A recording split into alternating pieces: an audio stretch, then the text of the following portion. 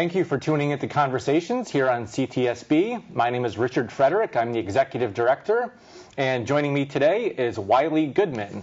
Wylie is the Senior Economic Development Planner for Berkshire Regional Planning Commission. Correct. And thank you for joining me today. Thank you. And I know you've been making your way around the Berkshires, trying to talk about internet connectivity and digital equity. Exactly. And let's start out by talking about Berkshire Regional Planning Commission. Who are they and who do they serve? Yeah, thank you so much, Rich. So Berkshire Regional Planning Commission is the regional planning agency for Berkshire County.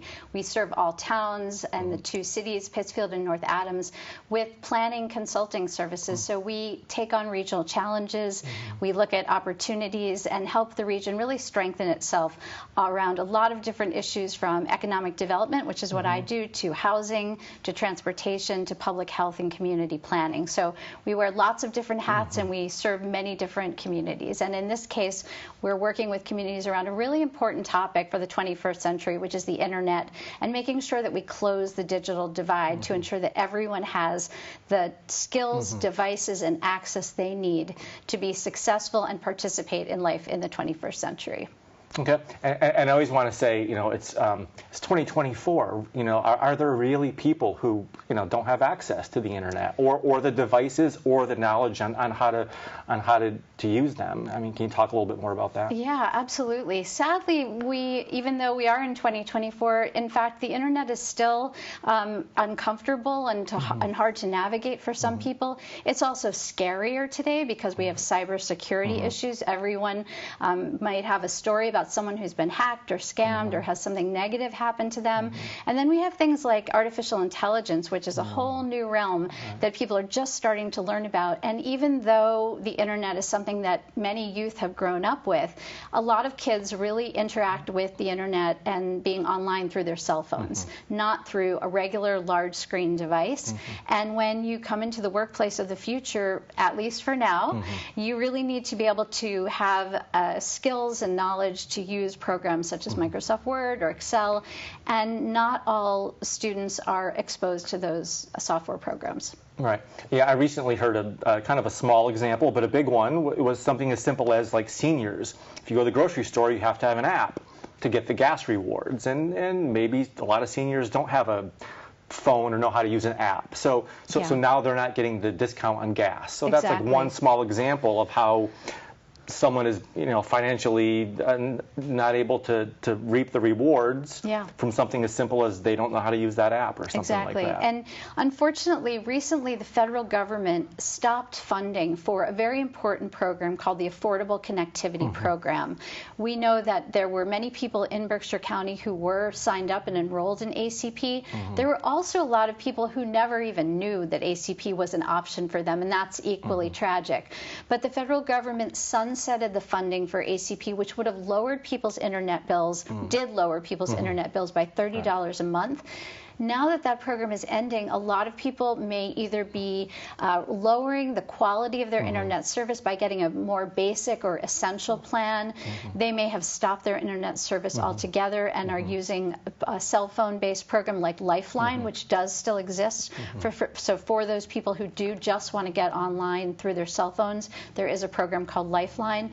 But yes, to your point, there are many, the world today requires in so many ways, whether it's paying our bills online, to shopping, to just sending a photo to your grandchild across the country, that we feel confident using the internet, and not all seniors are. Right. Okay. And so now the state has stepped in with some funding to help, and the help is really needed out here, especially in the southern Berkshires. Right. There's some affected areas. So I guess can you talk about what that funding is going to do and some of your work? Yeah, so this funding starts from the federal government, and thank them, through the IIJA, which is the Infrastructure Investment and Jobs Act.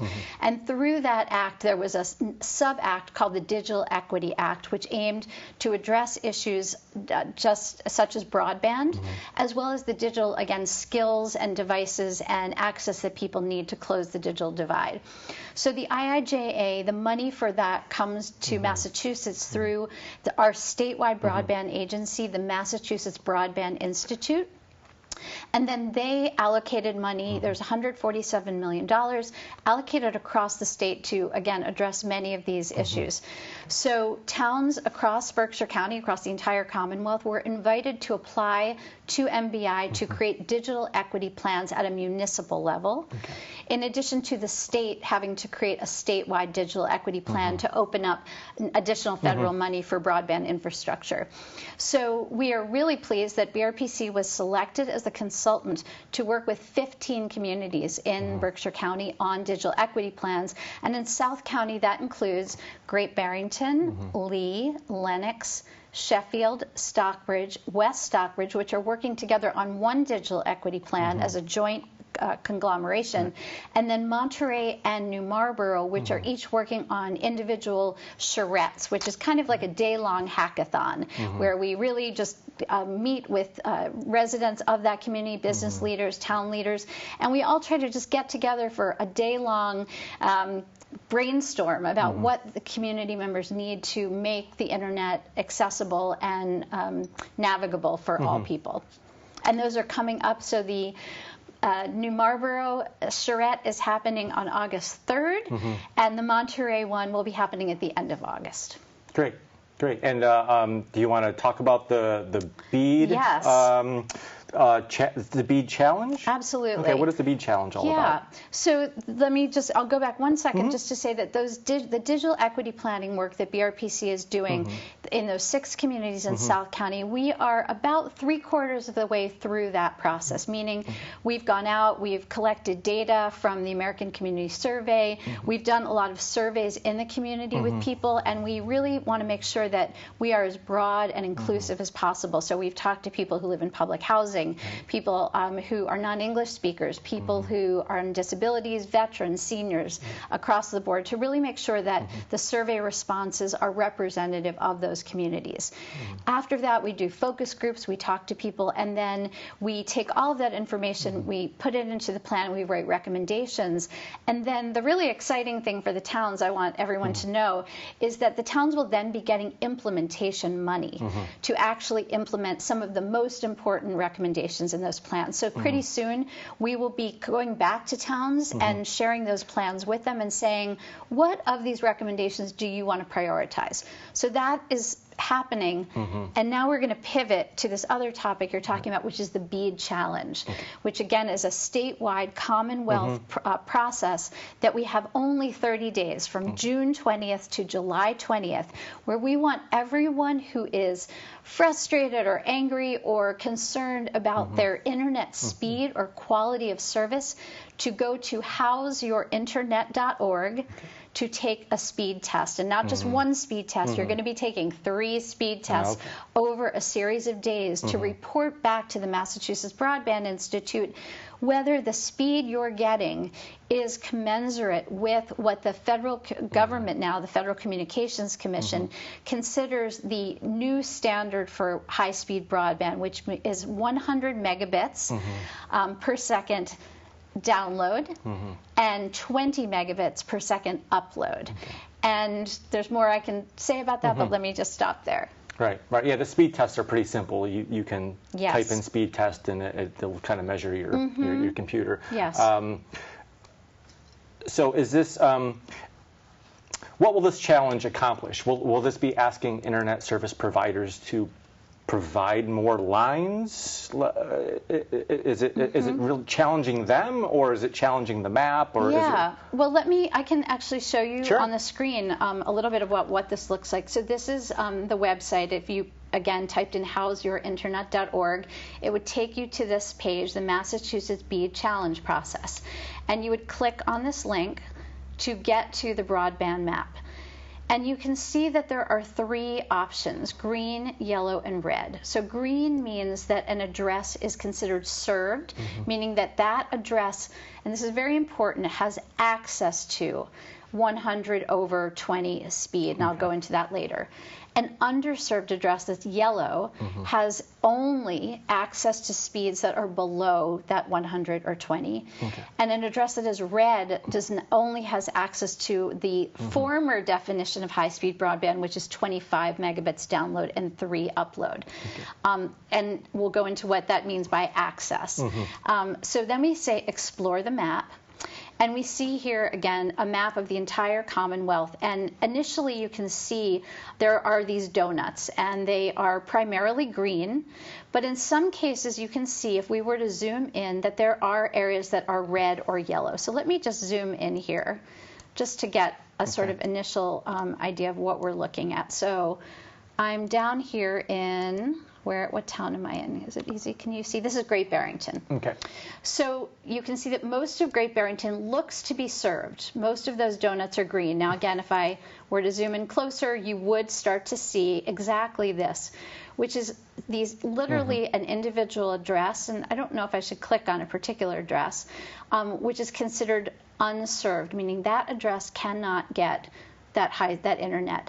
You'll also see these little triangles. Those are really important too. Those are community anchor institutions. So in this case, Muddy Brook Regional Elementary School is considered a community anchor institution, meaning those are hospitals, schools, libraries, places that serve the entire community. So the purpose of the map is to correct the maps. So, and this can be a little bit frustrating for people, because while someone may be frustrated with their individual service, and there are many reasons why someone's service could be slow, and I can talk about those, if the internet service providers can show and prove that there is a cable or fiber that reaches your street and that you could tap into at any price, you're considered served. Now, we still, though, want everyone, as many people as possible, to do these speed tests. And the reason why is because this is a really wonderful opportunity for us to get comprehensive, accurate data across the entire region about the speeds people are paying for and the speeds they are actually getting. Now, that may not qualify them for a BEAD challenge, but it is still very, very important data for us to really understand and get to the heart of some of the frustration that we sometimes do hear when we go out in communities. Again, though, and I don't want to blame the internet service providers, even though I know that for many people they are an easy target. There are many reasons why people's internet can be slow. Things like the age of your computer, if your computer is old, the distance between your router and your computer, the kind of router you're using. Many people, and I learned this myself doing this work, is that many people pay a monthly fee to the internet service provider for the router that they provide. I learned through this process that you may not want to do that. You actually may want to give that router back to your internet service provider and buy your own out of pocket to get a better quality router that you will have forever. Another reason you could have slow service is because maybe there's many people in the house. Maybe someone's doing internet gaming, which of course there are 3 people watching movies. That could also slow your speed. So there are many different reasons why speed can be slow. But when the issue is one of a provider not providing the service that someone is paying for, that is something we do want to at least try to understand through this process, which is, again, a different, is sort of a little bit separate from BEAD. Right. Okay. Yeah, and I can see back to, for seniors, getting their own router and installing a router, and that could be that comes in where we address the knowledge portion of it. It's. I'm sure many of them can probably change their router and stuff, but most probably cannot. There's a lot. You have to go to the store. You have to know what you're looking for. You have to go home, hook it up. So that's what we're addressing in the digital equity plans. And I do want to say that there's a wonderful resource guide that we've put together with some great resources that are completely free. One of my favorites that I learned about through this process is through AARP, which American Association for Retired People. They have a program called OATS, and it stands for for the older adult technology service, there's a phone number that people can call at any time, or 9 to 5 probably Monday through Friday, and a senior can literally call up and get someone on the phone. There are also some great programs through our senior centers. Many of our senior centers offer a volunteer or a program called Cyber Seniors, or they offer once monthly or every week or every other week classes in computers. And one of the things that these digital equity plans that we're creating will do with the help of community input is provide more digital navigators, potentially more devices to senior centers, and hybrid classes and other kinds of things. In Dalton, we're really excited that the Dalton Senior Center got a grant through the Executive Office of Elder Affairs to do hybrid programming for people who are homebound, so they can now play bingo at home and participate in a way they never could before. Yeah, and I was reading about the way of getting devices into people's hands, and like hotspots, people to access maybe the internet outside of their home, and training. And we think that maybe even CTSB could play a hand in the future, maybe in helping somehow. So we absolutely agree that community television is an incredibly important partner in closing the digital divide. In Pittsfield, the Pittsfield Community Television Station is going to become an important partner in getting devices to people. And we know that having youth and people who are reskilling or upskilling learn programs like Final Cut Pro or the Adobe Premiere Suite and other kinds of programs, just learning audio and visual skills through partnerships with creating programming. Podcasting right now is a huge, expansive opportunity, and working with community television to get people skilled in those is an incredibly important part of closing the digital divide. Right, excellent. And I just want to go back to the maps for a minute, because that's really a great way for people to get involved. So you do need to click on your address and do this test from home? Yes, so you have to be at home, and you really should be doing these tests on your laptop, tablet, or desktop computer, not on a cell phone. So I can go on screen again. So if we just, again, click on an address, and I will just choose an address here on the map. And this is a residential address. It says it's served, again. And what that means, if you look on the speeds here, it's saying that Spectrum is saying that at this address, if you wanted to, if you paid the right amount, you could get 1,000 megabytes download and 35 megabits upload speed, which is considered within that range.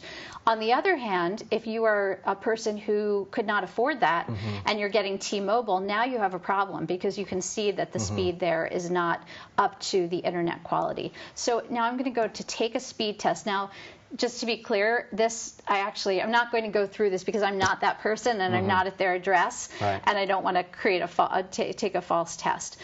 You will be asked these questions whether you're on a VPN, which is considered like a private virtual private network, whether you're again on a mobile or wireless network. If you were to click that, it would get a message saying that again speed tests work best when you're not on that kind of network. And again, they'll ask you if you're being used for video gaming and so forth, which again would be discouraged. So if I was at that address and I was on my computer, I would press go. And what would happen is very quickly the screen would start moving and doing an automatic speed test, understanding what your download speed is and then your upload speed. And if one or the other of those is below that 100 over 20, your results will automatically be sent to the Massachusetts Broadband Institute through Connected Nation, and they will say, hey, it looks like you may have an issue with your speed or the quality of your service. They also measure things like jitter and latency, which is just, kind of, we've all been on Zooms that have broken up. That's kind of jitter and latency. So if you failed that first speed test, you will get an email. About 24 hours later, do look out for it. I had to look around for mine. The email will come from Map Challenge. I forgot the rest of the address, but it begins with Map Challenge. So if you don't get an email, again, 24 to 36 hours later, check your email for Map Challenge. That will say, oh, take your second test and take your third test. If you fail 2 out of the 3 tests, you will be automatically entered for as a challenge. I do want to talk, though, and maybe we can talk about this next, is about people who don't neatly fall into that speed test issue.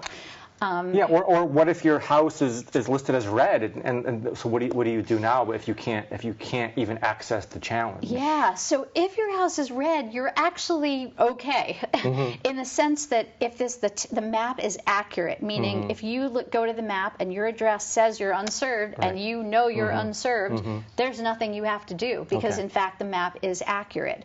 Where we are most concerned is about people that the map says they are served, but they are actually unserved or underserved. But I want to talk about these very complicated situations that we have heard about as we go out in communities that don't fit neatly into an issue of speed or reliability. These are issues of availability, meaning there are people who, for example, live in one town, their house is in one town, but their electricity or some other utility actually comes through another town. Or they live up a long driveway. So it may look as if they're served, meaning there's fiber or cable along the main road. But the internet service provider said to them, well, I'm so sorry, but in order for us to reach your house, because you're in a valley or you're up a hill, it's going to cost, I don't know, $5,000, couple $1,000 for us to hook you up. And that person, that is going above and beyond what would be considered the normal connection fee to get that person connected. If there is a situation where you are one of those really like needle in the haystack, again, because if we look at the broadband maps, and again, I'll just zoom out, for the most part, 99% of Massachusetts is served. So the people who are unserved are usually a very, very small number. Some of these maps, some of the inaccuracy in some communities is actually that people are being shown as unserved. Here we are in, let's see what town this is. I'm not sure Probably if that's down towards Ashley Falls, maybe? Yeah. So this is not a town that we have been working with on a digital equity plan, so I have to admit I don't know this town as well, but I do know that there are some towns like Egremont and Alford that now have high-speed broadband that are still showing as unserved on this map. But if you are one of those needle in the haystack people where your housing situation is just very unusual, then you should email us at digital@berkshireplanning.org, and we can help you get together the paperwork that you need to show, in fact, that you got a letter, for example, from your internet service provider saying, I'm so sorry, we can't connect your house, or it will cost X amount of dollars. We know in Savoy, for example, there actually are a number of mistakes on the map where community houses are shown as served, but in fact they are not. And those are situations where we can prove by going to the internet service provider's homepage, putting in your address as if you were a new customer, and a message will come up saying, I'm so sorry, we don't serve your address. So when that's the case, that's a perfect example of a mismatch and something that would need to be fixed on the FCC maps. All right. Okay, yeah, so go on the website, and even if you see green, do the speed test, check it out, because it could be incorrect. And that's really good information, because when I looked at it the first time, I was like, oh, I'm all set, I'm in the green, but I really should be investigating a little further. I think so. That's we would like people to do that. We think that's important. Again, we cannot say that all of those failed tests necessarily will qualify for an FCC challenge. And the whole process of a challenge, and let me kind of show that timeline for people too. So it is a process. So we are in this middle period right now where the challenge process just opened on the 20th. We're 5 days in. People have until the 20th to do their speed test. Now, I have to say, this is really important. You must take your first speed test by no later than July 16th, because you're going to get those 2 more follow-up emails, so you do not want to wait until July 20th, otherwise you miss out. But assuming that you take your speed test before July 16th or by July 16th, and your submission goes through, then there is what's called this rebuttal phase. So assuming you submit your challenge by July 16th, then another phase begins. And that's the phase where the internet service providers, they have 30 days to do a rebuttal, meaning they can try to show evidence, in fact, that you are served. It doesn't matter that your speed test was slow. We will prove that, in fact, you can get service if you pay for it. The final phase is, again, an adjudication. So the Federal Communication Commission comes in. They play the mediator between the residents and businesses and the internet service providers. And then there is a final map submission that happens October 28th. And once that final map is stamped and approved, it is not changing for a long time. So unfortunately, if someone is not on the map now, we cannot add them during this speed challenge. We can only work to correct the addresses and information that are already on the map. All right. So make sure your address is on there. Yes.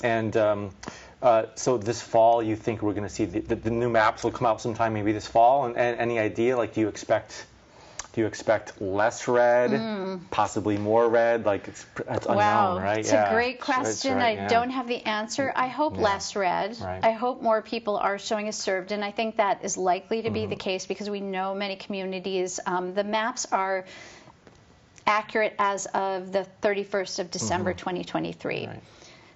So if there are communities that were in the process of getting high-speed broadband set up and they are midway through that process, they may be showing as unserved right now, and we hope to make those corrections.